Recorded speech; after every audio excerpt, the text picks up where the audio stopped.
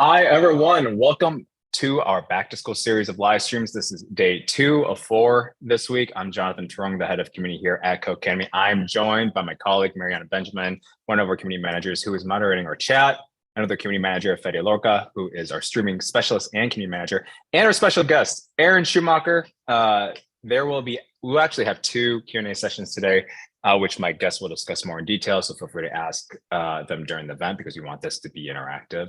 And as you ask questions or comment, please remember to adhere to our community guidelines and keep things respectful. I'm pumped to introduce our guest speaker, Aaron Schumacher, who is, again, data scientist at Meta. Fun facts about him: Aaron has worked as a data scientist for Meta for more than 2 years, before working for one of the world's largest and influential tech companies and hanging out with Mark. He formerly served as a data scientist and software engineer for a company called Deep Learning Analytics, now part of General Dynamics Mission Systems. He taught Python and R for General Assembly and the Meta's Data Science Bootcamp. He's worked in the private, public, and nonprofit sectors, which include major management consulting firm Booz Allen Hamilton, New York University, and the New York City Department of Education. He's a fellow Badger like me who studied mathematics at the University of Wisconsin-Madison and received his master's in teaching math at Bard College. He used Codecademy and even visited the New York headquarters for an event in 2011. Super cool. And most importantly, Aaron is a phenomenal b-boy, or more commonly known as a breakdancer, and part of the legendary Midwest Monsters crew. For all the dancers out there, his career best was advancing to the semifinals of R16 Korea in 2009 for the individual footwork battle, which is on YouTube. And that's a quick recap about him from me. But you can hear more about Aaron yourself. So I am going to pass the mic to Aaron. Aaron, please take it away. All right. Thanks so much. I'm going to get a couple slides up just to have sort of a visual here. All right. So yeah, thanks again. Exciting to be here talking to folks. I'm going to introduce myself just a little bit more. On a personal note, I am based here in Washington, D.C. I live with my wife and my daughter, who would really like you to know she is almost 5 years old.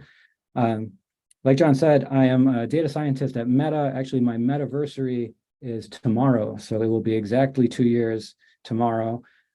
Before that, I've worked elsewhere in data for about 10 years. I put my website up here, planspace.org. That's sort of a blog that I post things at. If you're wondering about anything in the slides here, if you go there, planspace.org, there's a post with a link to these slides, so you can find everything there. I encourage you to connect with me if you like on LinkedIn and other things. Happy to meet folks, however it works for you. All right. So a couple of disclaimers that I need to do. First, I am here today representing myself as an individual and not any employer, current or former. So there's some limits to how much detail I can get into on specific projects. Also, I'm going to be giving recommendations, but I don't know everyone's background. I have had my particular set of experiences. I'll talk about them, and I'll recommend things, with some confidence sometimes, but your mileage may vary. And I'm not trying to say that I know the one true way for any of this stuff, but I'll tell you what I think has worked for me. Okay, so like John was mentioning, we're going to do kind of 2 sessions of slides and question and answer after each one. So what I'm hoping is that I'm going to tell you a little bit about me and some of my recommendations, and give you lots of things to ask questions about. So please fill up that chat with questions that we can talk about. I'm only going to talk about sort of one story during this first session of slides, but I'll mention a lot of things that you may want to know more about. So let us know what you want to hear more about so that we can have this be as useful for you as possible. My hope is that you can take something from this that helps you to take some next step that moves you in a direction you want to go. All right, so about me and my background and my recommendations. So I studied math, and I have these 2 degrees. One of them is a Master of Arts in Teaching, which is sort of a weird master's degree, but it still counts. Sometimes people ask me, should I get a college degree? And I think the answer is yes. I'm going to sort of be your dad about this. I have a mentee who, like a lot of people, quit school during the pandemic. And I'm really happy that he has now started again. I think it's a great learning experience. I think it's a great credential to have that opens doors for you. So if you're in a position to get that formal education, don't miss that opportunity. Of course, it's not the only way to learn things. I've learned a ton on platforms like Coursera, Codecademy, other kind of massive courses. I think you should definitely be doing these too. You'll learn a ton as well. So, it's not either or, it's both and, in my opinion. All right, on jobs, you can see on the right a huge list of all the different job titles I've had across my career. And one thing you might notice is that it's been a twisting, turning path at times before kind of settling down in working in data where I am now. When I started my career, I was a teacher. So I was for 3 years a teacher before kind of transitioning to data science. So I'm happy to talk more about that if people want to hear about it. Ask questions in the chat. All right, I put a slide in here on setbacks. If you're in an interview, you may not want to lead with this kind of material, but I think it's important to acknowledge that setbacks are real and they're not fun at the time. Hopefully afterwards, you can look back and see it as a learning experience. So I have included 2 here, not because I've only had 2 setbacks in my life, but because these are 2 I feel comfortable talking about today. So if you want to hear more details about this, again, put it in the chat. If you've ever had a bad interview, we can have a chat about bad interviews. All right, is volunteering. And a way to connect this to career is you can volunteer close to the kind of work that you'd like to do professionally.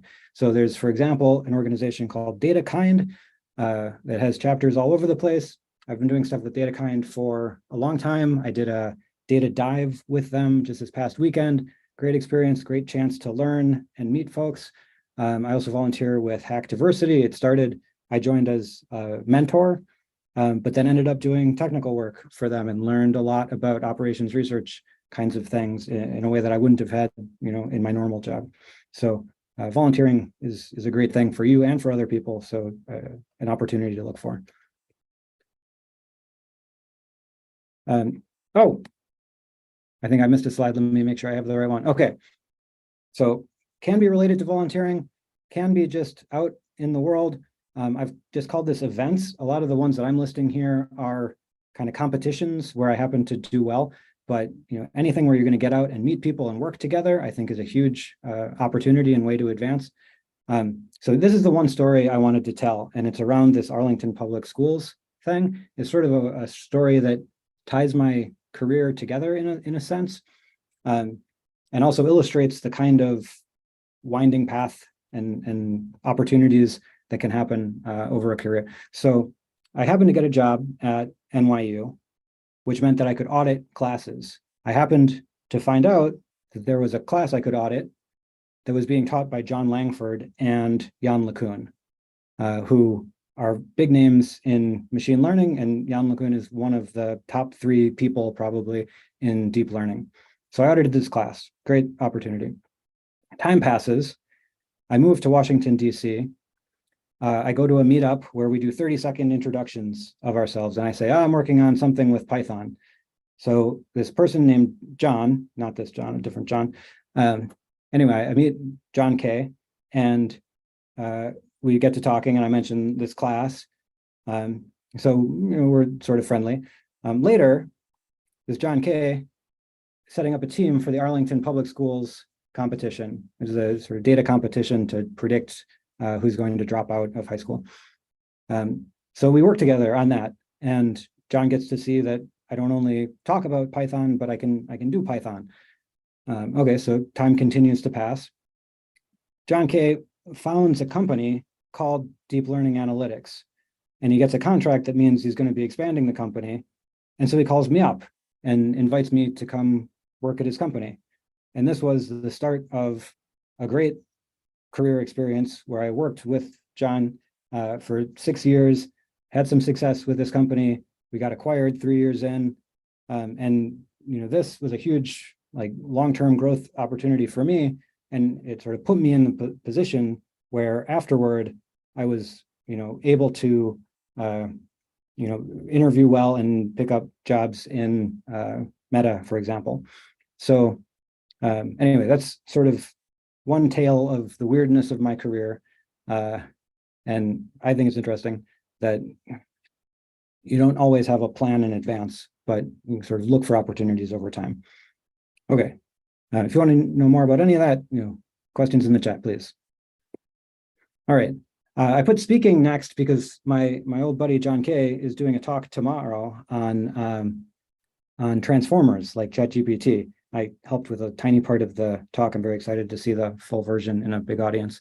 Anyway, the point here is that there are opportunities for people to give talks, and it's a good way to sort of get your name out, let people know what you're good at.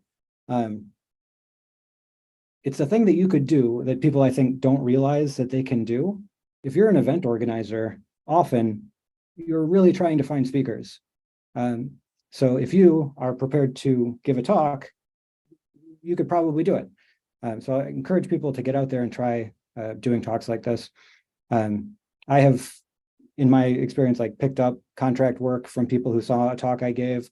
Yeah, it's a thing that will force you to do a lot, put a lot of effort in and get exposure as well. So I encourage you to Aaron, not to interrupt you, but that's also one of the reasons why I reached out to you about doing this live stream, because I knew that you have given many talks, and I was like, oh, Aaron would be fantastic for this. So thanks. Yeah, well, try to do fantastic. We'll see what the people think. But yeah, great opportunity, and I think more available than people realize. I am not a magical person who can be the only person giving talks. You can too. Okay, projects. I think a lot of people talk about projects and project-based learning, and I think they're right.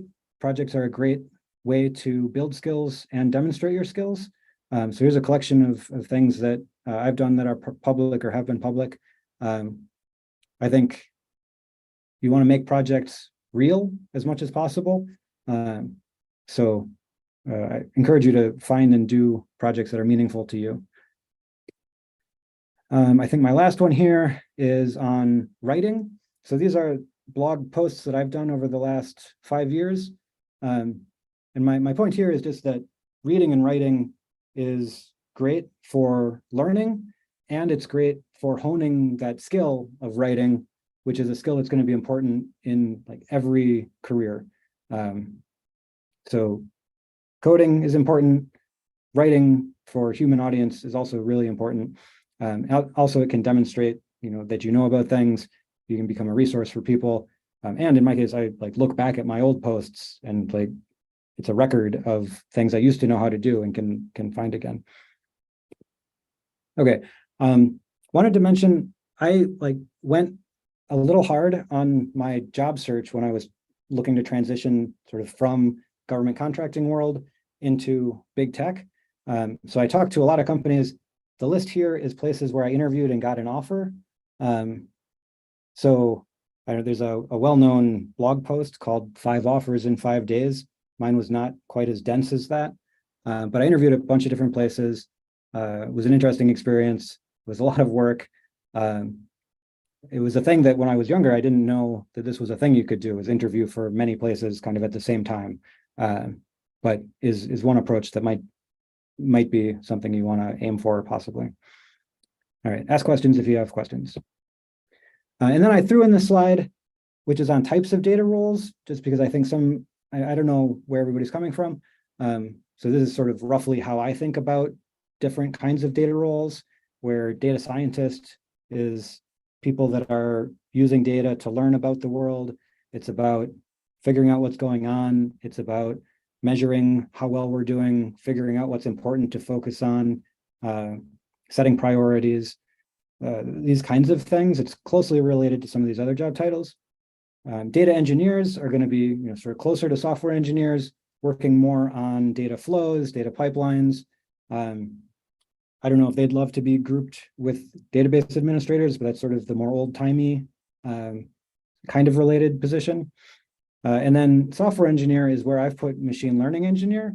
I think often machine learning is more split from data scientists than people think. Not to say that data scientists don't ever do machine learning, but I think a data scientist is more likely to do machine learning as a kind of analysis, so to speak, than to be putting into production machine learning system. So anyway, if you have more questions about that, happy to discuss more. Research scientist is the weirdest one to position here because it could be sort of a lot of things. But anyway, I wanted to include that just to set the stage a little bit. All right. And I think I'm going to stop there. And my hope is that there are questions that we can talk about. We have a good number of questions. Thank you so much for that comprehensive overview, Aaron. I know that we only have so much time. First things first, you have a few slides that have a lot of information, such as all the different kinds of blog posts that you've done, the talks, the projects, so on and so forth. We have a few users asking whether or not they could actually get access to the slides. So after this event, are you open to sharing those slides with everyone? Oh, yeah. Yeah, if you go to my blog, there is a post with a link, but I can put it in the chat right now. All right, I think that's the right link. And I think I have it so that people can view it.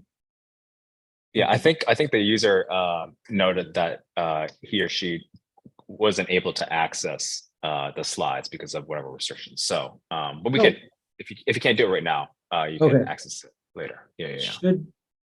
Yeah. Apologies on that. I think I have the permissions set right now. So try again if the link wasn't working for you. Apologies. All right, cool. And some users would love to learn or hear about your worst interview setback. Okay, great. This is sort of a fun story years later to talk about. It was not as much fun at all at the time. So this was when I was, it was sort of my first data job was as an analyst with the New York City Department of Education. So this is sort of a government job, right? I'm in an office where, lots of people wear suits every day. And I was looking at this startup called Newton. It was a tech company working on education technology. So I thought it was really interesting, it seemed like a natural topic for me with my background in education. And I was really excited about it. I think I managed to get the interview because I had done well, for one thing, I had the background in education, which sort of connected with their mission. And I had done some projects that sort of demonstrated that I, had the ability to do some coding, make a website, this kind of thing. So I managed to get the interview, but I was not at all prepared for it. I didn't know what to expect. I was coming, from this sort of government style where my assumption was, and I'm going to start with something that sounds silly, but it kind of contributed to how I felt through the interview. My assumption was, you go for an interview, you go wearing a suit. So I show up at this little tech startup, in my one suit that I owned. Everybody else is in t-shirts and jeans. I think if I had done a good job at the interview, it wouldn't have mattered, but I did awful throughout the interview. And it just was one more thing that made me feel awkward. So basically everything that went wrong, that could go wrong, went wrong. And some of them were my fault. So there was coding at a whiteboard, and I had been working mostly in R, but got it in my head that Python was the cool language to use. So I said, I'll do it in Python. And then knew nothing about Python. I had done very little Python. And so even coming up with things like sum to add a list of numbers, I was not coming up with sum. So I was bombing the coding. There was a algorithms question that should have been an easy slam dunk, sort of binary search question. But I had no idea and just failed to understand the question, basically. There was a question that was a statistical sampling question. And again, I did not approach a correct answer. So it was an interview that I was totally not ready for. And so it was embarrassing and sort of I don't know, maybe a reality check at that point.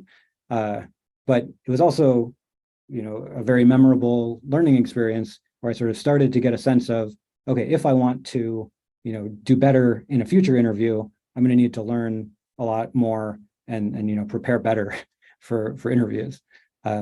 So at the time it was quite a bummer, but I think I learned, from it down the road.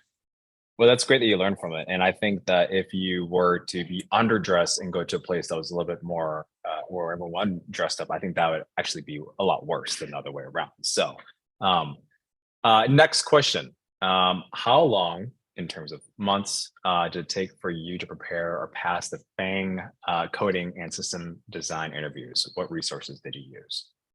Oh, sure. So I guess one way to say is it was a multi-year process, really. So I think some kinds of preparation were kind of incidental, but helped a lot. So like I was leading a team when I was at Deep Learning Analytics. And so one of the things that we did kind of as a team, like kind of skill development and fun activity, was we would do coding problems. There are like these algorithm problems that you see in coding tests.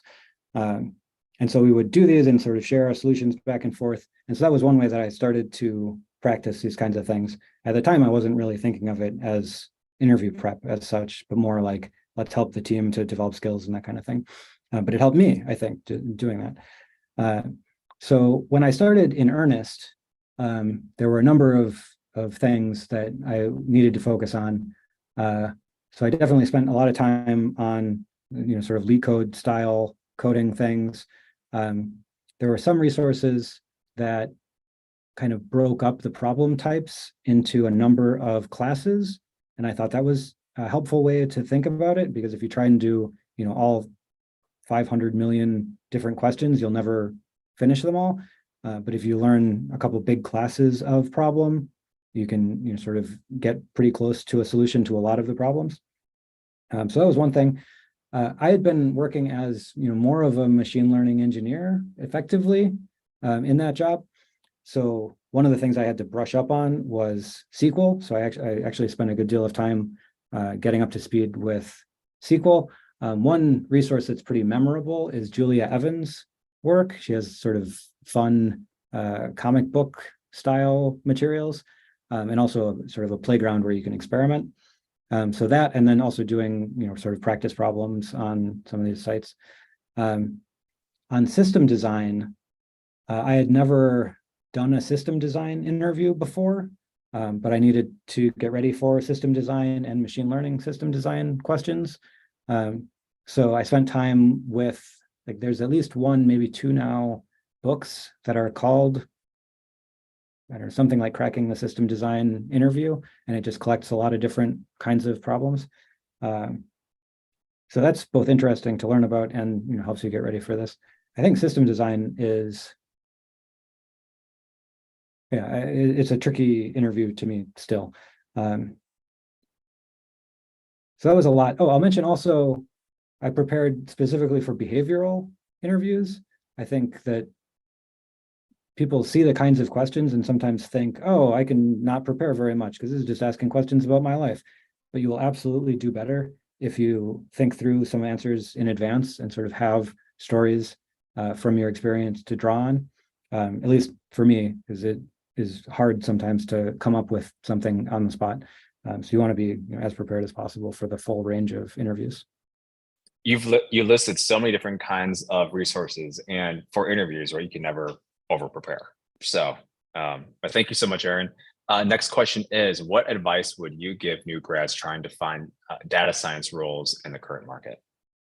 Yeah, so the current market, I think what this means is that the current market is not as good as it used to be. I think that's probably still the case. I think it's maybe opening up a little bit more. So I guess the advice that I would give is to find a job that is going to give you a place to launch from. By which I mean, like, FANG, for example, may not be hiring as many, fresh grads as they have done in the past. But there are still a lot of companies that are looking for people. So you can find, hopefully, a good fit where sort of a company's need matches what you can offer, and that will then give you a place to build up skills, build up experience, be able to sort of prove yourself, and be, the launching point for whatever your next step is.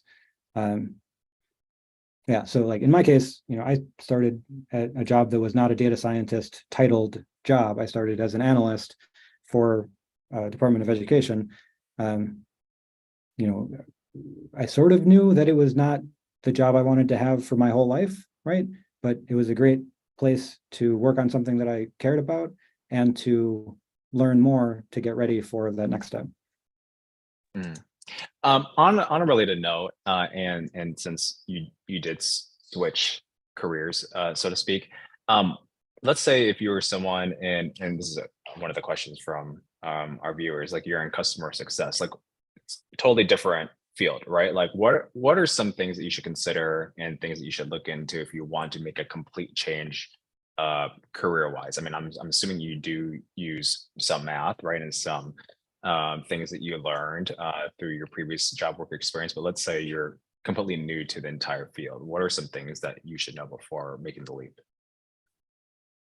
Yeah, I guess what sort of things you should know, or Things you should know, things you should consider. I think there's and I know you talked about this briefly at the beginning, but like data science is such a large field, right? Let's say someone's like, guys, I want to like do data science, but I just don't know like where to start. Like what are some tips that you would have for them? Yeah, so I mean, in my case, I'll talk about my case and then maybe talk about some other cases. So in my case, I was, going from education, and my first step was a step that was very tied to education, right?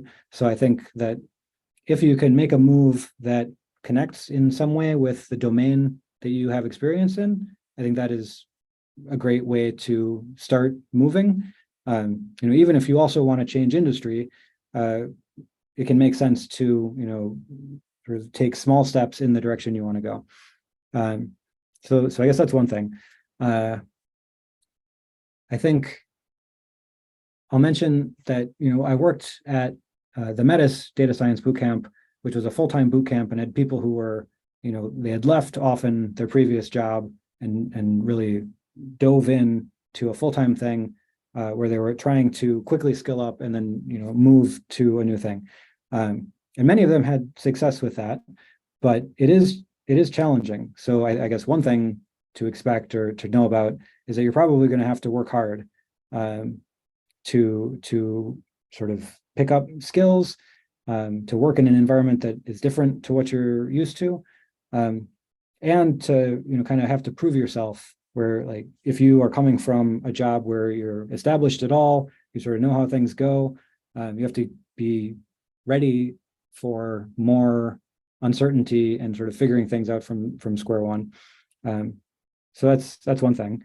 I guess I want to mention also that even if you're changing jobs, there's always, even if it's not domain, there's always some things that connect.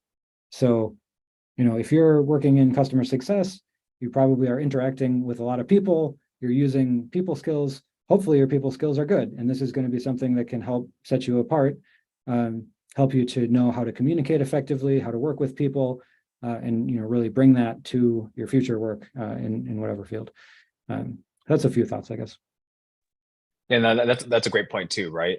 One of our engineers here, director of product engineering, actually, Judah Anthony, in a past event noted that when he interviews people, he's always looking for people who have good people skills because you're constantly working on like in teams, right? And so if you lack those, your success is going to be impacted by that.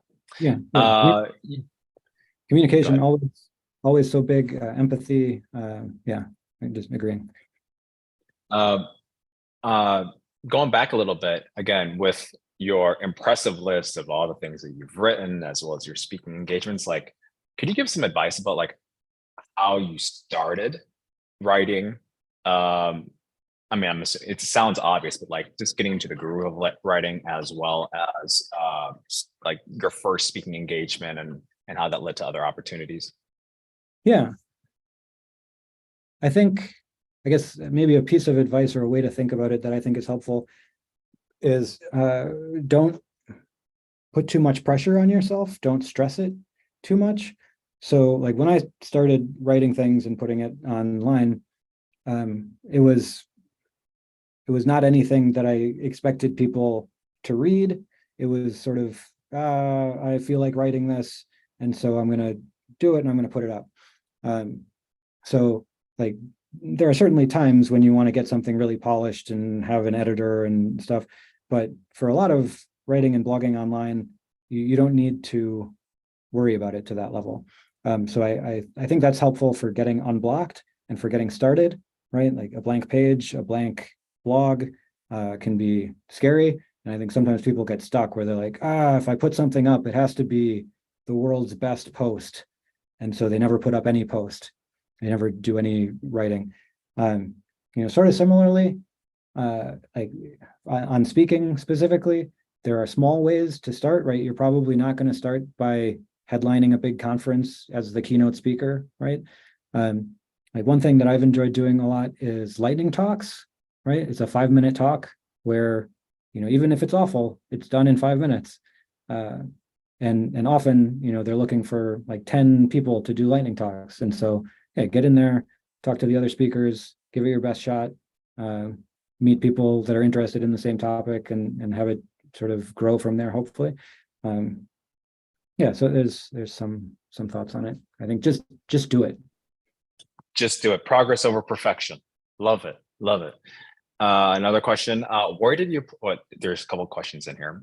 Where did you apply for the research data scientist position at Meta?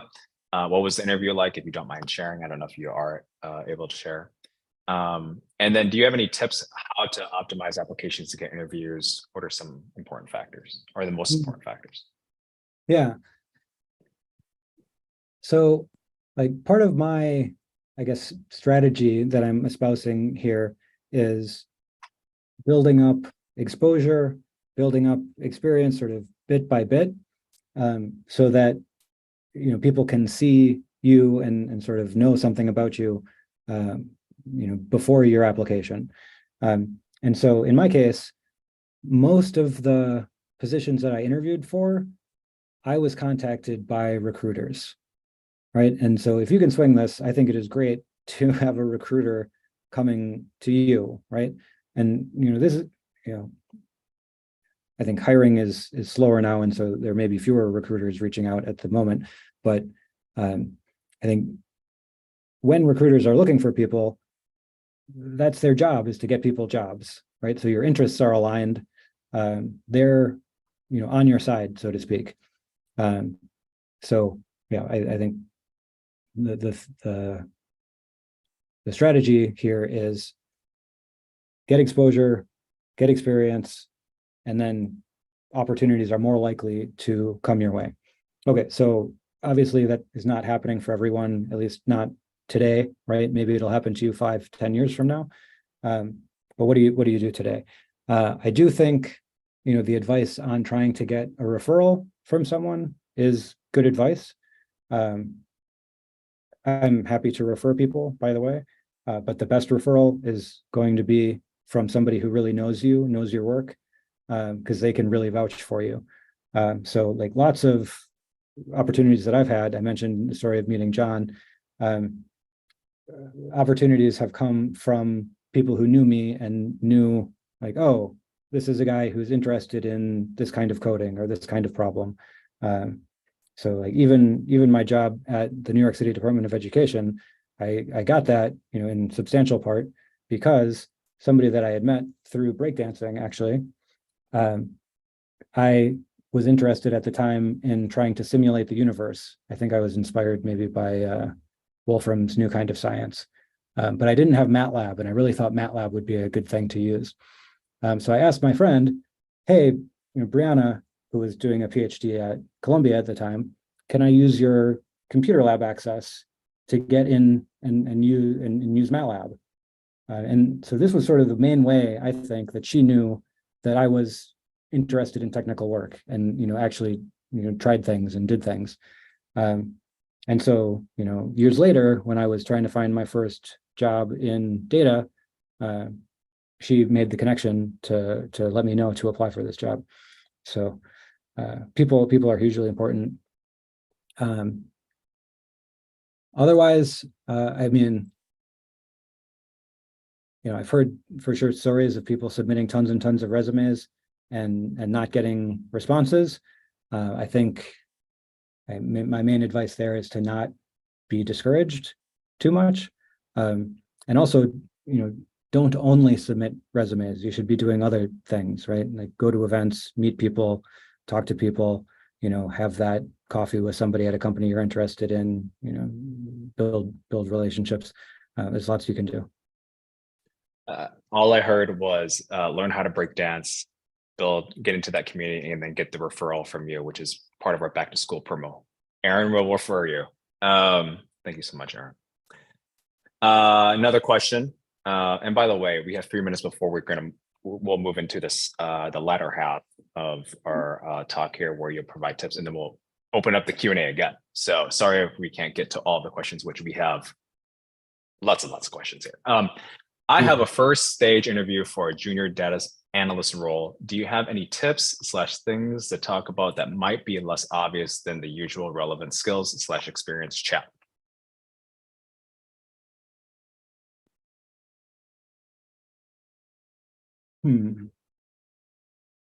Okay, so I'm hearing that this is a first round interview. So often if you're sort of at the early stage, sort of people are trying to see whether you like sort of have any hope of making it through the full interview. So that's one thing, is to absolutely be prepared. I don't know whether this particular one is going to have a technical aspect to it or not. Sometimes early interviews don't have as much of a technical aspect, and sometimes they do. Hopefully you're hearing about what this interview is going to consist of. So I think make sure that you are coming across as an excellent human, somebody that people are going to want to work with. Try and have a human conversation with whoever you're talking to. Be upfront, be passionate, hopefully authentically, about the kind of work, so that they can feel that you really want to do this. And then if you can, be ready to speak to related work that you've done. Of course, I think this is probably something that people expect. So yeah, I guess a couple thoughts, but yeah, it can vary depending on what sort of first round it's going to be. Awesome. We are at 12:40 Eastern time, so we'll get into the second half of the call. So we'll try to, if you asked a question and Aaron didn't get to it, we'll figure out a way for you to ask the question again in a different way on the forums after this call, and then you can Aaron will try his best to respond to everybody. So yeah, I'll try and be as available as I can. All right, and we can certainly answer questions that we didn't get to yet if there's time. All right, so this next section, what I'm trying to do here is go the opposite direction. So at the beginning, I was kind of going from my very specific experience toward recommendations. And now what I'm trying to do is distill things down to general recommendations. And hopefully it makes sense based on what I've been saying about my experience, what I've been talking about. I think the general category or idea here is that I encourage people to try and increase their opportunity surface area, meaning give yourself more chances for good things to happen, right? So this can be meeting more people, developing more skills, making more things available for people to discover you. But just always be trying to expand your world, your view. So a couple like kind of specifics, kind of in the order that I think they matter. So one is be human, be real. I think, I'm sort of an introvert, so this is not always easy for me. But try to meet people and engage with people in a really kind, authentic way. And like I said, be somebody that you would want to work with, right? Like often this can be, even something that trumps technical skills is if you're a really great colleague and you're always supportive and helping everyone, people will want to work with you, and you'll get more opportunities because people think, who do I want to ask for, help on this new project? Who do I want to give this opportunity to? And they'll be more likely to think of you. So I think this is huge. I've mentioned a couple of times how my opportunities have come from people that I've met. I think this is a big thing. It can be, I think, portrayed as a negative, right? If it's sort of perpetuating bias and sort of limiting opportunities, and obviously that's bad. But I think you want to make this a positive for you as much as possible by meeting people and being that person that people know as a reliable, expert, really great person to work with. So that's sort of what I'm trying to say by be human. Other thing I'm going to say is to be creative, and I mean something kind of specific here, where it's not just like imagining pretty clouds and things, although do that too, but I mean create things, make things, and put things into the world. So like I showed my lists of, like, I've written a bunch of blog posts.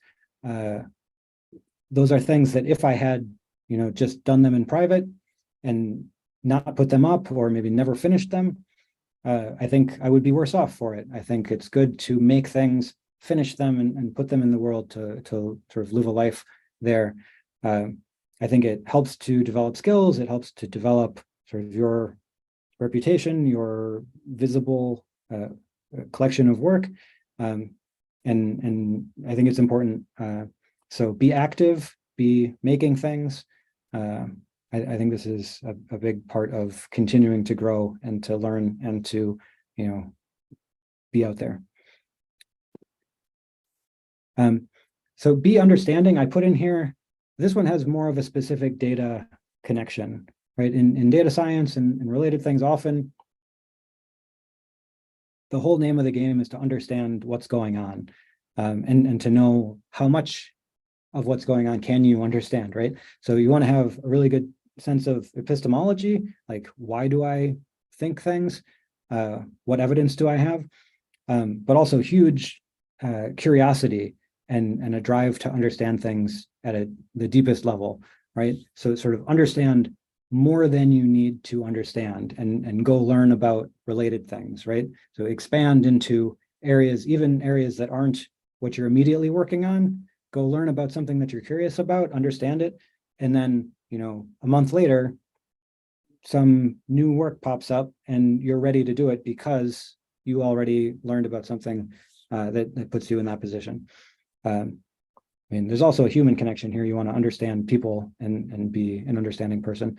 But yeah, understanding sort of things as deeply as you can, as completely as you can, identifying which parts are well understood and which aren't is a huge thing. All right, and I put be confident in here. And I don't know how much this is still the case, but I still have seen things like on LinkedIn, somebody will put in their profile that they are an aspiring data scientist. And I would suggest that you could put in a better title than aspiring data scientist. Because if somebody sees aspiring data scientist, what that often can mean is that you're not a data scientist. So go ahead and describe yourself in the most confident way that you can. Right? You can be a data scientist without having a title from a company that says you are. And I think it's important to represent yourself honestly and do the work, but then let people know that you are able and able to execute and perform well. I think that's really important. maybe I think we have enough time that I can share one fun story, which is all right, I'm doing it. So I was playing paintball one time, and it was the end of the day. There's a huge crowd of us, hundreds of people probably at this course, and they set up a castle defense, right? So one team is in the castle defending the flag, the other team is trying to storm the castle. And it was sort of a Kobayashi Maru situation. There was no way for the attackers to win because the other team had advantage. They were going to destroy you. So I was on the attacking side, and I went and got shot and killed several times. But then what I realized was the way people decide who to shoot was based mostly on who was shooting them. We had some markers, but I just lowered my gun and walked calmly in as if I belonged in the castle and just walked up to the flag and took it. And, I'm not encouraging people to, mislead anybody about what you're doing. But in this case, having the confidence to do something was what made me able to do it. And I think to some extent, in situations where you might be feeling imposter syndrome, acting as if you don't have imposter syndrome will be enough to get you beyond that. So go out there and, be your best, most confident self. All right. Damn, Aaron, just walking in, acting like a badass, taking the flag. Wow. Yeah. People thought I belonged there, so they let me do it. Nice. All right. So I want to recommend taking a next step, whatever it is. And this is a book. I like the cover of this book because it has this image, right, where you go from one point to the other, and it shows that the path is not direct, right? You might take a step in the wrong direction, you might take a step to the left or to the right, but if you keep trying to move in the direction you want to go, eventually you get there. I guess sort of the next level interpretation of this is in advance, you may not know what the end point is, right? There's a different book called Why Greatness Cannot Be Planned. And I think it applies to a lot of things in life where you don't necessarily know what the final state is. You're just trying to explore the space and move in directions that seem good to you. And the important thing is to be active and keep moving. So I think, in my experience, this has been true. Like I didn't set out, when I was trying to get into data and say, I want to get a job at, a giant tech company, right? If I had tried to do that directly or thought that was my goal from day one, it would have been really frustrating. So I think what's worked for me and what I hope is a good approach for others is to really focus on the moment, right? Do the best work you can where you are. Keep trying to move to adjacent states that you think are where you want to go. But don't worry too much about what you're going to be doing 12 years from now, right? When I started out, I didn't know where I would be 12 years hence. So the important thing is to keep moving, keep growing, and finding the next opportunity. So if you're not sure what that is, here are some really concrete steps that you could take and do. So the first one, I think, is to do a project. And I recommend the best thing is if it's something that comes from you, something that you're passionate about, that you're curious about, just go ahead and do it. Do it for real. Like, seize it. If you're really not sure and you just want to explore some problems, recently I discovered this COMAP contest, which is a kind of modeling contest that I think has probably got a bunch of problems that are interesting for data people.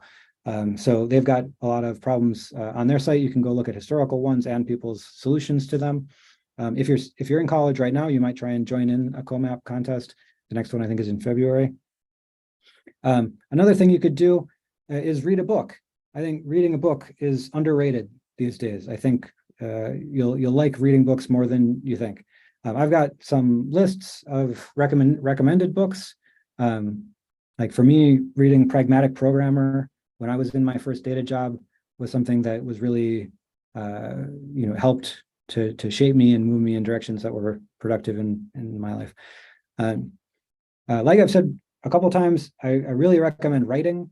I ideally write it and share it, but even if you're not going to share it, write it. Writing and thinking go so well together. You'll learn more. You'll solidify and hopefully work on communication. I love writing. Go to an event. It could be a volunteer event. You could try and give a talk. You meet people. Great thing to do. If you're at the stage where you're working on your resume, I have some recommendations on resumes specifically. That's a post on my blog. And if you want to get referred for a job at Meta, I've got a blog post with information on how to do that. And I'd be happy to put in a referral for folks. So yeah, and the main thing is do something. I recommend you do something. All right. So let's stop with the slides and see if there are some questions. All right, Aaron, we still have, I think we can take this time to go through some of the unanswered questions. There's some questions related to the latter half of this talk here. First, I think that the website that you keep referring to, which has the link to this deck, as well as all the things that you linked within this deck here is planspace.org. Is that correct? Planspace.org. Yeah, I will drop it in the chat as well. I'm sorry I haven't been able to keep up with the chat myself. If it's possible, I'll try and look at it again after if we can keep it. And then you also have a newsletter. Is that correct? So people can like sign up for your newsletter and then they'll get updates. I don't know if I'd call it a newsletter. It's not as regular, but I do send out updates sometimes on what I've been doing on the blog. So yeah, you can put your email in if you want to get emails from me. Mostly what I've been putting on the blog. Yeah. Nice. To our questions, I'm new at learning Python. How often do you use APIs in your work? Have you dealt with issues with API keys often? It's been frustrating learning, feel stuck at times.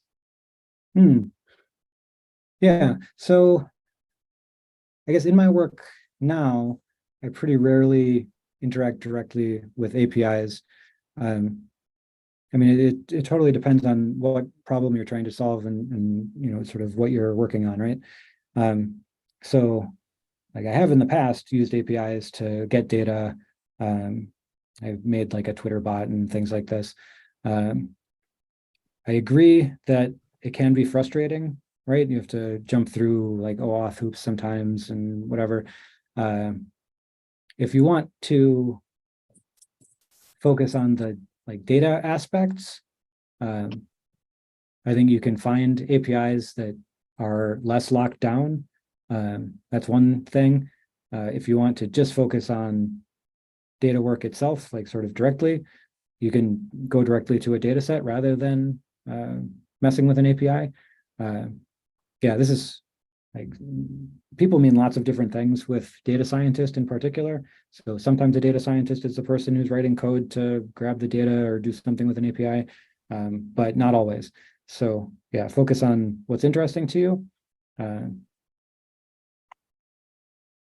Yeah, I think leave it at that. Okay. Next question. I want to land a job as a data analyst. Do you think that knowing about front-end development could help me stand out from the competition? Or is it better to know back-end development?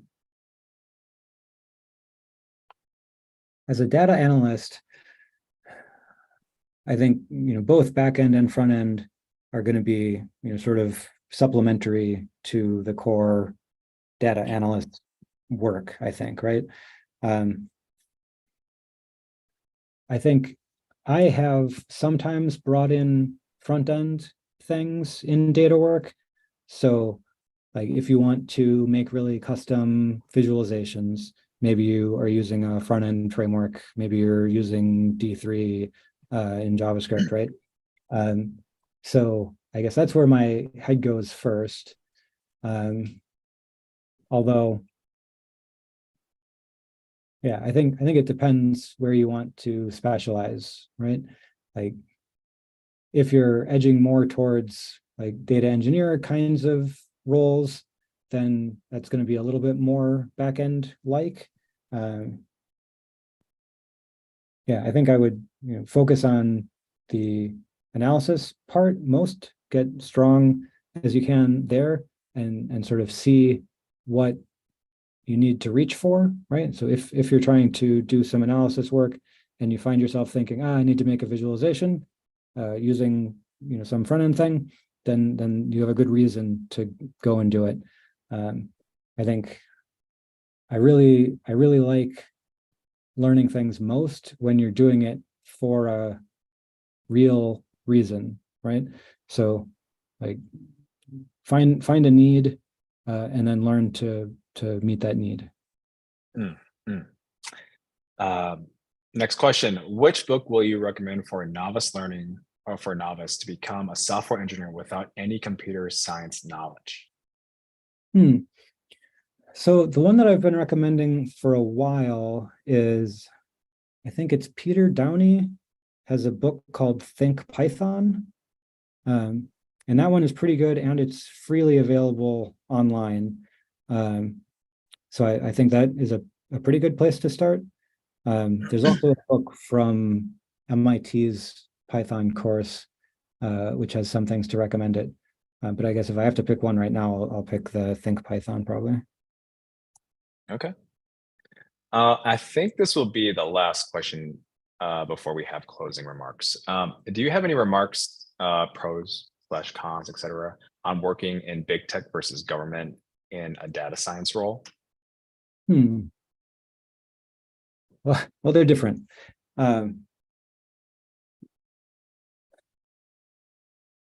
Yeah, I think like there are differences in the kinds of impact you're likely to have, right? And so this is, I think, the thing that brings people to government often is you want to make a difference in, a concrete way, sort of at the government policy, local government, whatever level.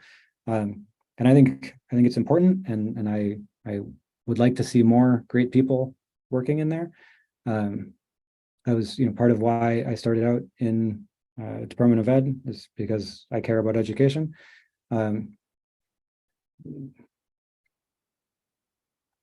It's hard to avoid the reality that big tech is going to probably compensate you better, which matters especially as you get older and have a family, maybe. It's part of where my head is at.